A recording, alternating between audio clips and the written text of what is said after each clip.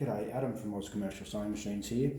We've been sewing on the Jack H5 this morning, and we've been sewing some strapping, and we've got ourselves a jam up. The machine has come up with the error code, error 8, and the machine is totally locked. We can't move the hand wheel. Now this is not uncommon with industrial machines, not just the H series but also the A series and any other industrial sewing machine. The thread can get caught in the hook and lock the machine.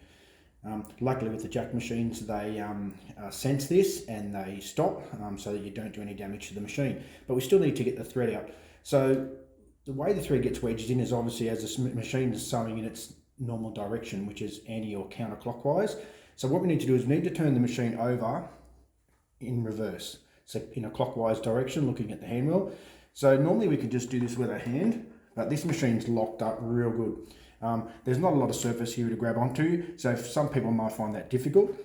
The easiest way to get it out is to use your large screwdriver that comes in your kit, insert it in through one of these holes. The screwdriver should touch the hub inside and use that as a bit of leverage.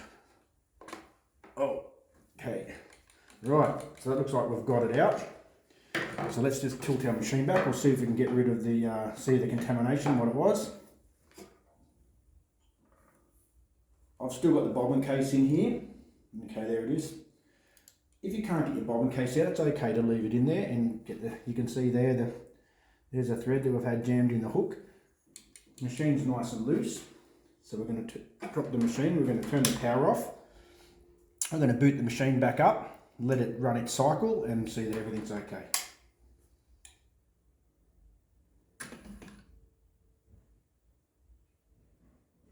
Okay. Yep, machine's nice and free. It's all sorted. Nice easy fix, guys. Hope this is helpful. Cheers.